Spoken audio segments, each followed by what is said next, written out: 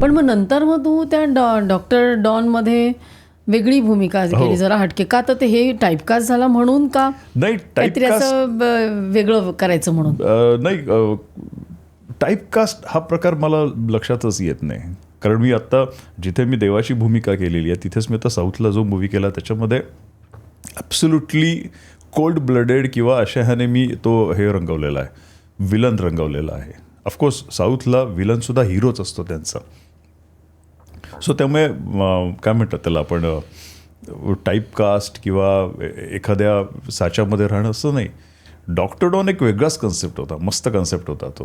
म्हणजे लोक अजूनसुद्धा आठवण करतात की यार डॉक्टर डॉन बघायची परत एकदा, त्याचं सिक्वेल आणा, त्याचं हे. कारण तो जो देवाभाई होता ना तो असा सगळ्यांना आवडलेला होता. मजा मस्ती असायची, तेवढाच तो रांगडा, तेवढाच इमोशनल. आणि मला सुद्धा ते करताना ना सगळे पैलू मला दाखवता यायचे. ऑफकोर्स मी शिकतो अजूनसुद्धा अभिनय, पण लोकांना जे काही मी तिथे सादर करायचो ते आवडायचं. सो म्हणून डॉक्टर डॉन ते करताना अशी मजा आली का की खरा देवा आपण साकारतोय असं? हां, कधी कधी मजाच यायची लिटरली. कारण एकदम मजा मस्ती त्याच्यामध्ये असायची. माझा स्वभाव खूप शांत असा नाही आहे. मी शांत कधी असतो जेव्हा मंदिरामध्ये शांत असतो, जेव्हा मी गड किल्ल्यांवर असतो तेव्हा मी शांत असतो. पण अदरवाईज जे काही अवखळपणा जो असतो ना तो तिकडे मला पूर्ण करायला मिळाला, मजा यायची. आणि मग परत एक उदेगा अंबाबाईमध्ये परत एक पौराणिक भूमिका मिळाली. मला स्टार प्रवाहाकडनं मला आमचे अभिजित खाडे सर, म्हणजे खूप जुने मित्र, म्हणजे देवयानीपासून अगदी मित्र ते.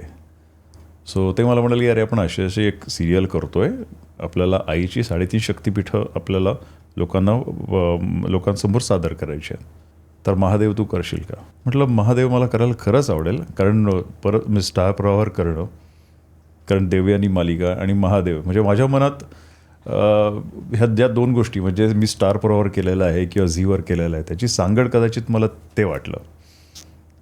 ते मी सादर केलं. त्याच्यामध्ये एक जो आपण काय म्हणू, एक अध्याय, 4 अध्यायात त्याच्यापैकी एक अध्याय पूर्ण केलेला आहे. तर दुसरा अध्याय कदाचित होऊ घालेल लवकरच. बघू, पार्ट 2 पुढचं जे शक्तिपीठ असेल ते चाललंय विचार, बघू आता कसं. मग हा जो महादेवचा रोल होता आणि खंडोबाचा, ह्याच्यामध्ये काही साम्य होती का, साधर्म्य?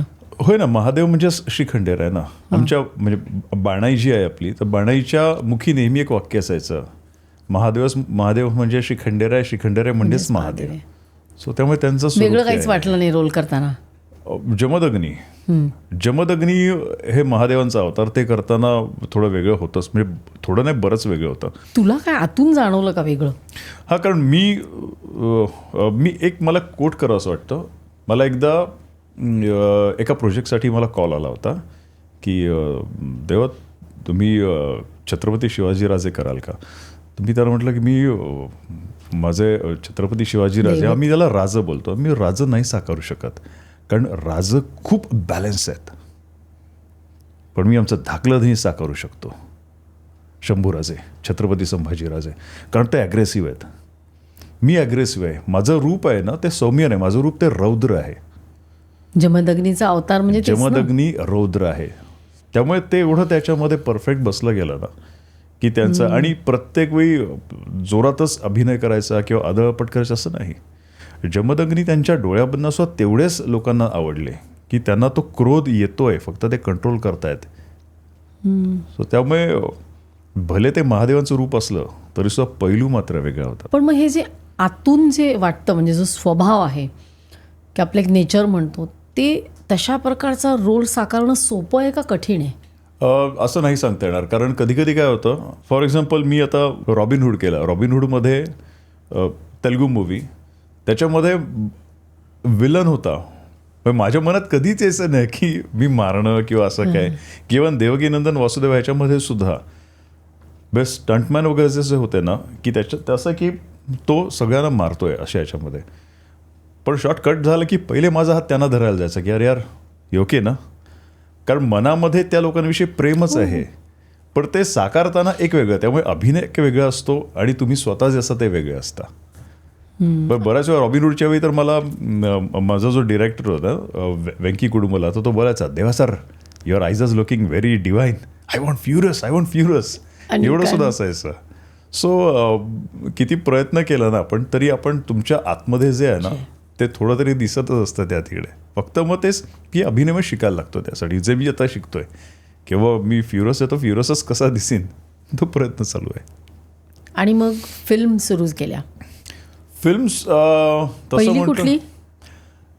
पहिली मूवी माझी तसं म्हटलं तर once upon a time in Mumbai दुबारा.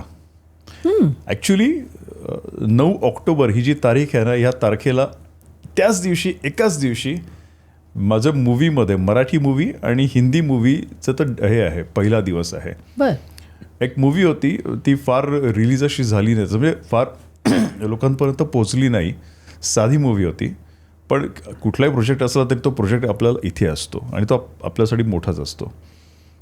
सो 9 ऑक्टोबरला सकाळी मराठी मूवीची शूट होती. कुठल्या? पॉवर म्हणून एक मूवी होती. पॉवर.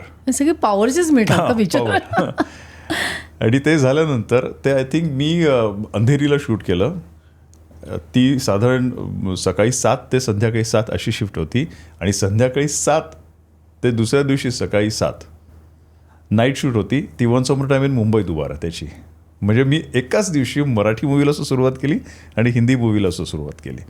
आणि रोल्स वेगवेगळे होते. रोल वेगळे होते. पॉवरमध्ये काय होतं? नाही, इनफॅक्ट वेगवेगळे इन द सेन्स की दोन्ही जे होते, या इथे पोलीस इन्स्पेक्टर, तिथे पण पोलीस इन्स्पेक्टर. अच्छा, सेम रोल. हां, फक्त थोडं या इथे तो एका याच्यामध्ये थोडा निगेटिव्ह शेड आहे, एका याच्यामध्ये पॉझिटिव्ह शेड, की जो इम्रान खान आणि अक्षय कुमार सर त्यांना तो पकडत असतो अशा याच्यामध्ये. सो ते आहे सांगायचा मुद्दा, की एकाच दिवशी मूवीचं माझं सुरुवात झालेली आहे, मराठी ॲज वेल ॲज हिंदी. सो ती पहिली मूवी. रोल तेच आणि इन्स्पेक्टर फक्त वेगळा छटा. हां, आता जे माझे केस वाढले त्यामुळे लोकांना कदाचित तो लुक लक्षात येत नसेल, पण लवकरच परत मी त्या लुकमध्ये येणार आहे. अरे वा. ही क्लिप शेवटपर्यंत बघितल्याबद्दल खूप खूप धन्यवाद. संपूर्ण एपिसोड बघण्यासाठी खाली दिलेल्या लिंकवर क्लिक करा आणि सर्व काही चॅनलला सबस्क्राईब करायला विसरू नका.